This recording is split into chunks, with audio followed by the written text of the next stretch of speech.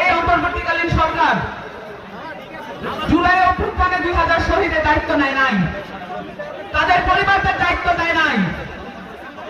এবং এই কিছুদিন আগে আমরা দেখলাম মাইলস্টোন কলেজে যে শিশু শিক্ষার্থীরা নিহত হয়েছেন, সেই শিশু শিক্ষার্থীদের এবং যারা আহত হয়েছেন তাদের চিকিৎসার জন্য সাহায্য চাওয়া হচ্ছে সরকারের পক্ষ থেকে।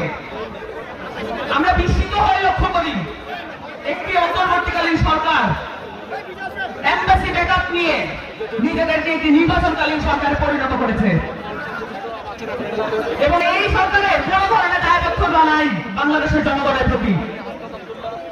আমাদের সরকার আমাদেরকেই গড়ে তুলতে হবে, আমাদের রাষ্ট্র আমাদেরকেই গড়ে তুলতে হবে, আমাদের শহীদদের মর্যাদা আমাদেরকেই রক্ষা করতে হবে। বাংলাদেশ রাষ্ট্রের, বাংলাদেশের প্রত্যেকটি ইঞ্চি মাটি শহীদের রক্তে রঞ্জিত, এটা যেন আমরা ভুলে না যাই। এই সব জনশক্তিতে রূপান্তরিত হয়, এই চেষ্টা আমাদেরকে চালিয়ে যেতে হবে এবং কোন ধরনের এমবাসি ব্যাকআপের সরকার এটা আমাদেরকে কিছু ফিরে রাখতে পারবে না। আমাদের সরকার আমাদেরকে পুনর্নির্মাণ করতে হবে এবং আমাদেরকে এই রাষ্ট্র পুনর্গঠন করতে হবে।